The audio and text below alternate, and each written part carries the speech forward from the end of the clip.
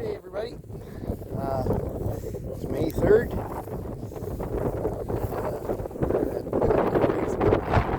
Pasture update. Pastures. We have not received very much rain as of this spring. I think we're up to maybe an inch, all told, since like probably beginning of April. We're getting to be in need. Before I start in, I'd like to invite everybody to like, subscribe, share, comment, hit the notification button. I don't know if my channel will ever get big enough to worry about, but I guess if I don't encourage people to do it, I guess nobody will do it. Alright, I'm going to flip the camera around. So, we've got this is ungraded. This will be the next area we're going into. And our grasses are growing slowly. We got a lot of clover and stuff down towards this bottom. My little water hole is drying up, and I knew it would. Probably got another couple days, well, maybe a week's worth in here, but might be pushing it with the hot weather coming in. But if all else fails, I guess we'll just bring them to water somewhere else. So this is before we graze.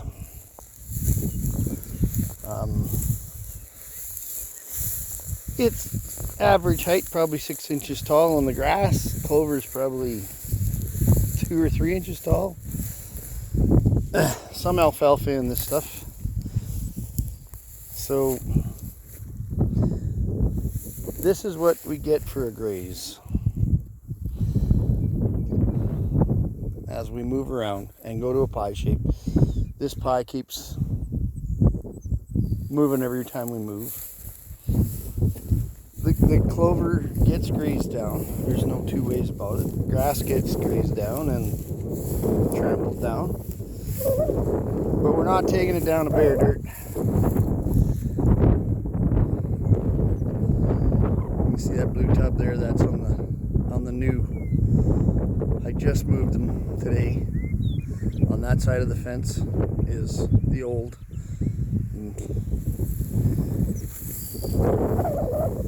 But okay, so look at how they take down the clover.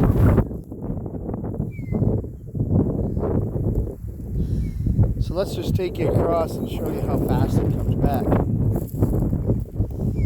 And this is, as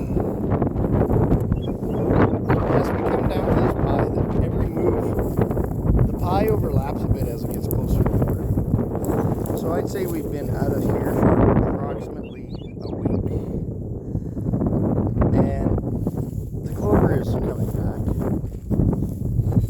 And it's not all clover. This is just a bottom, a low spot, and it's prone to growing clover. My sandy knolls are prone to growing clover. We can take you up. So this is probably the next break. I'd say we've been away from this area here for approximately 2 weeks, maybe a little bit more. Look at how that clover is coming back. And we have had very little rain. Very little rain. Trust me, I haven't needed a rain suit. So as we move across, this clover here is probably going on 3 weeks. So we've been in this whole paddock since March 19th. It is May 3rd. So we've been here for over a month. We've grazed approximately, I want to say 3/4 of it, so probably about 25 to 30 acres. Now this area right here is the first.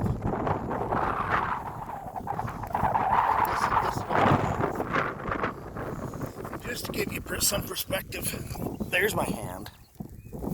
This stuff's 4 inches tall. And if we get some moisture, it's gonna bolt. It's gonna explode.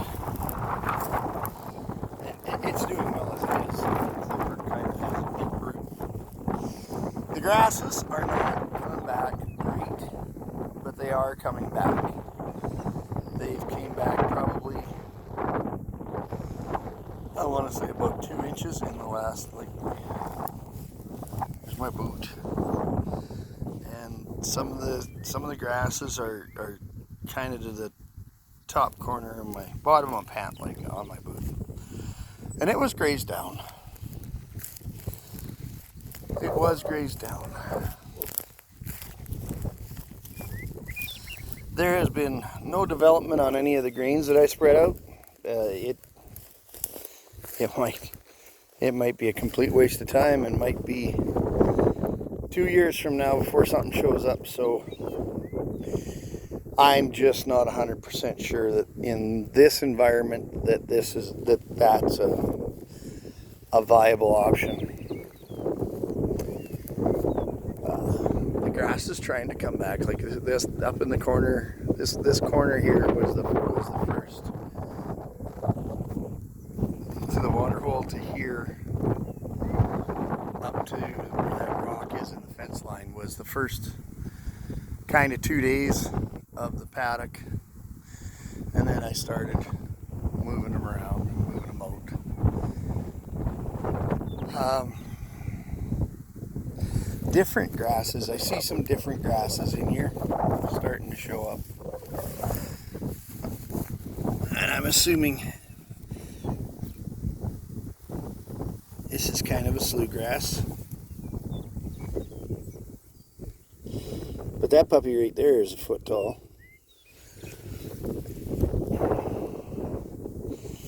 So we're seeing some regrowth on the first stuff when we had moisture for it to regrow. And it's green, but everything could really use a rain around here.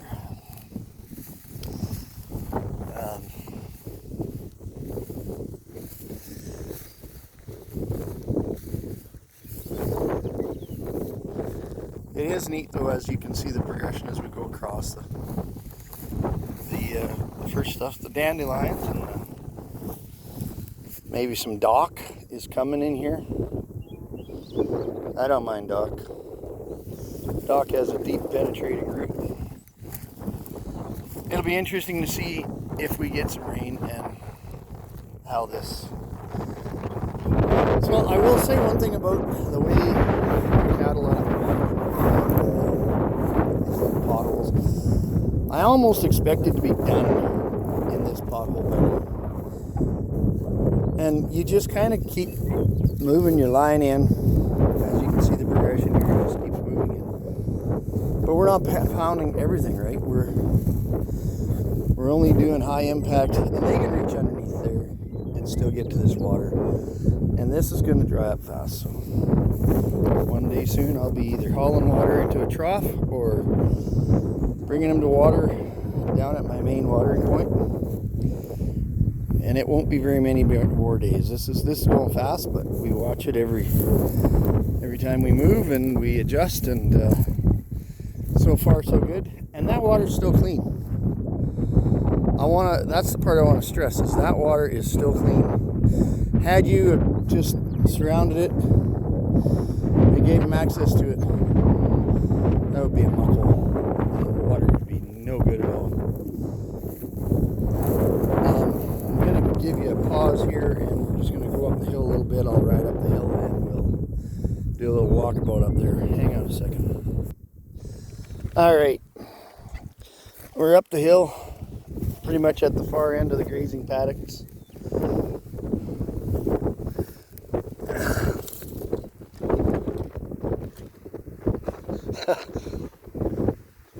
Well, how this got out in my pasture, I will never know. But it's not something that I brought in. I'm going to set it on the quad and take it with us.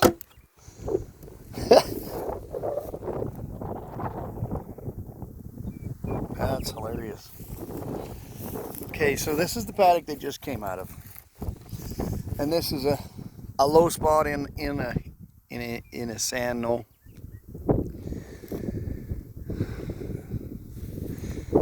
It grows pretty good grass in here, and we've we've got some alfalfa. We've got some leafy spurge, unfortunately, but we're working on it. And our grass is doing well. There's my one heifer this year that's going to calf sometime in the near future, bagging up. But heifers can bag up for a long time. They're all doing quite well. They're losing their winter hair, their hair's getting quite a bit shorter. So, just giving you a look at the grass up on the hill. We've got some alfalfa, we've got some dandelion, we've got some crested wheat, we've got some more dandelion, more alfalfa.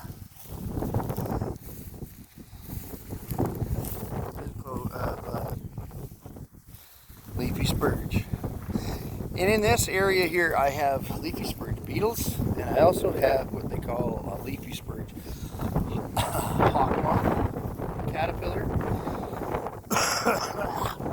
It showed up here about 3 years ago, and I think I made videos on them. So we're going for about 3 to 4 days here of grazing breaks, and with the grass, the old existing grass and the green grass underneath, a little bit of alfalfa and a little bit of clover. See, our alfalfa here is, let's go 5 inches tall, and we have these animals are very content in their moves. I mean, we never let them get emptied right out. We never take it down to the ground. This pasture's a work in progress. We only really started rotational grazing this stuff 2 years ago. I can see the difference. It was a very abused pasture and a very depleted pasture a few years like before, and it still is, but we're getting some smash down. We're back to the side of the previous break in the grazing program, so we're getting some smash down, we're getting some contact, we're getting some exposure to the light, and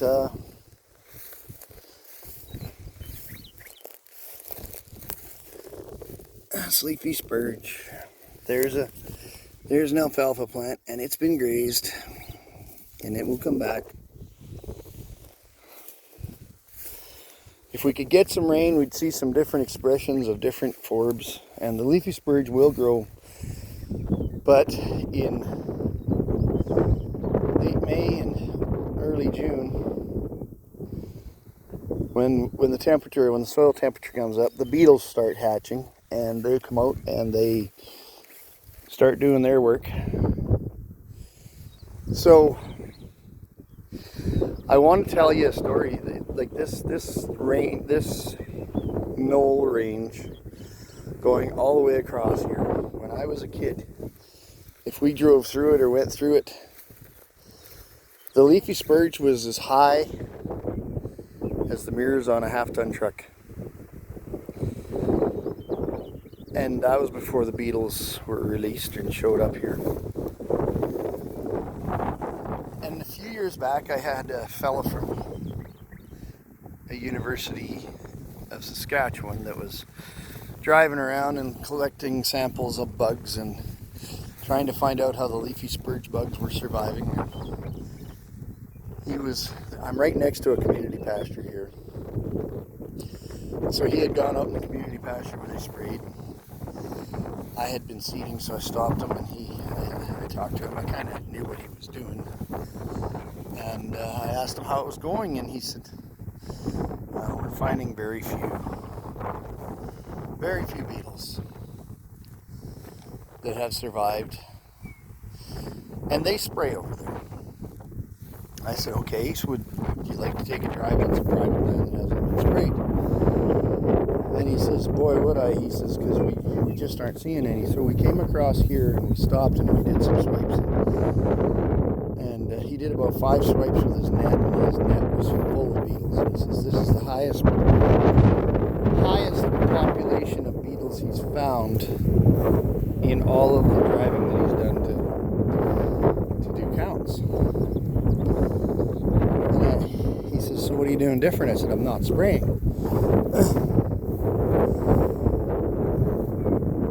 Seriously, you're not seeing a whole bunch of old last year's plant because the hawk moth caterpillars and the beetles are knocking it back when they come up so far, and then they show up and they just seem to either hold it down or take it right down to the ground. Like the hawk moth caterpillar strips them plants just like a goat. And they're big, like they're as big as my finger. So that's what we have going on here. So I've got more grass, I've got sweet peas. I don't believe the cattle actually eat that yellow flowered sweet pea. But it must do something. It creates diversity in the plant stand.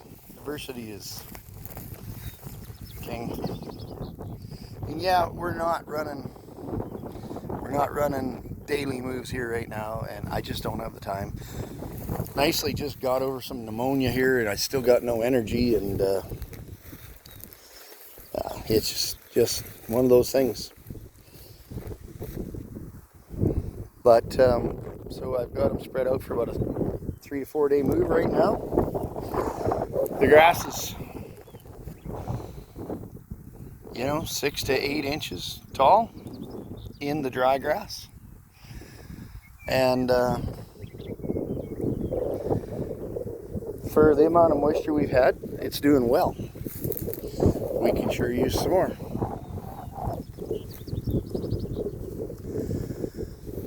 Let's do a little walkabout over the top part of these hills where there's more alfalfa. I know there's more leafy spurge as well. So we've got a clover plant right beside that spurge plant that made it through. Here's some more clover. Like we're past here now. We won't be coming back to this until something else happens. Like we either need rain to make things grow, or it might be done for the year. There's some alfalfa and clover that's been grazed.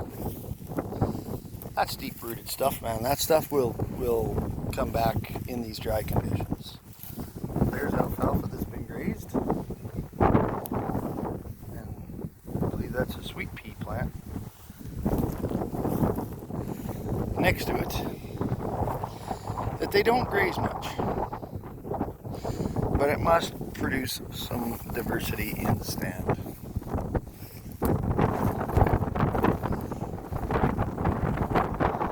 There's a fair bit of alfalfa, there's a fair bit of clover. Let's go across up here. This is not the last break, but the second last break, so this is about 4 days ago. Nothing's really coming back hard because we don't have any moisture. We're getting very dry. Our cow pats, our manure pats, seem to be pretty good consistency. Alright, here's a alfalfa plant that's through the graze, and 3 days later it's coming back a bit, but it doesn't look like it got grazed too hard.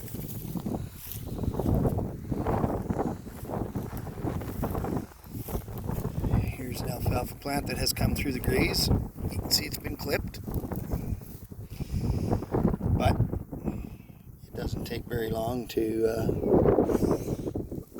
for alfalfa to come back. Excuse me, I'm still coughing stuff up from when I was sick.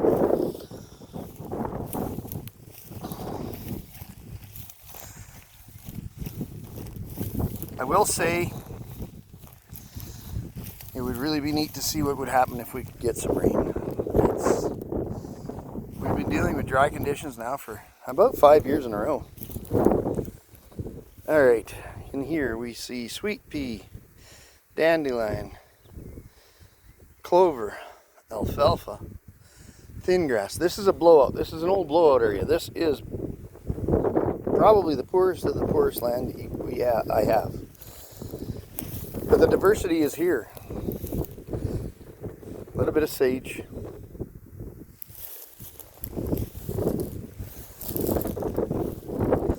Leafy spurge, of course.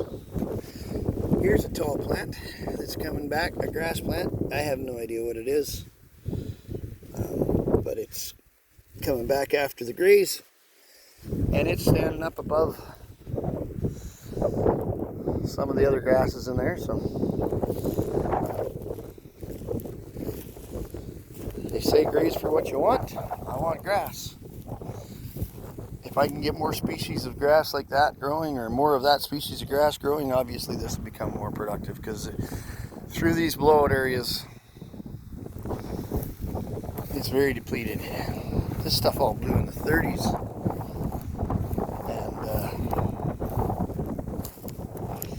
It's just depleted. I look at some of these fellas down in Texas, and I know it can be dry in Texas. I used to drive truck, and I hauled hay down there in their drought. But when it does get rain, it's a Garden of Eden down there. It's just beautiful grass. Missouri, I see Greg Judy and different ones in Missouri, grazing in Missouri, and I'm just so jealous because they actually get rain. And when they think they're dry, they're not. In context they are, but they're not. It's dry for them, but it's not dry for us. We've got a good stand, like a good mix of alfalfa and clover coming back. And that stuff has roots on it, and that stuff will go deeper.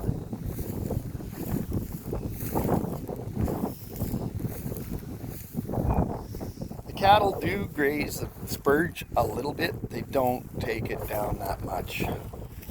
But in the proper conditions, they seem to nibble at it and tromp it.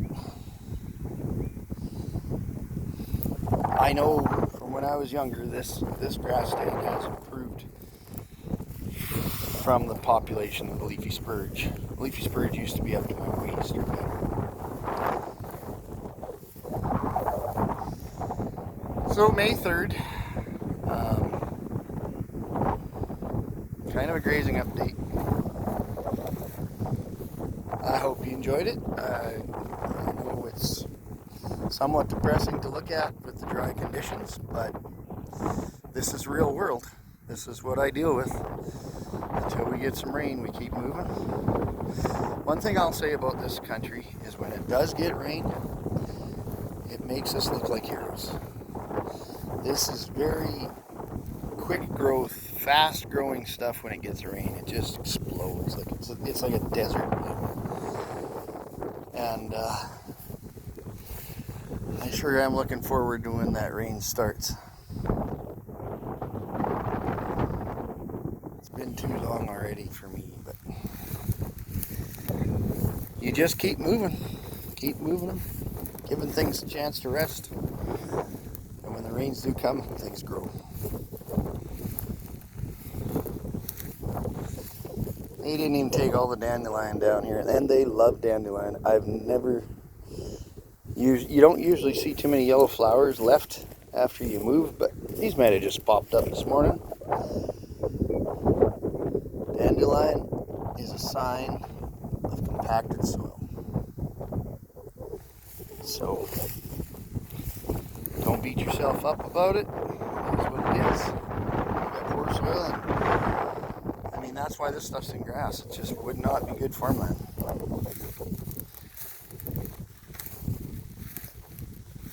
So we do with it what we can, and that's just the way it goes. Alright, I'm going to sign off here. That's kind of our walkabout grazing update for May 3rd. And we're going to continue on and pray for rain.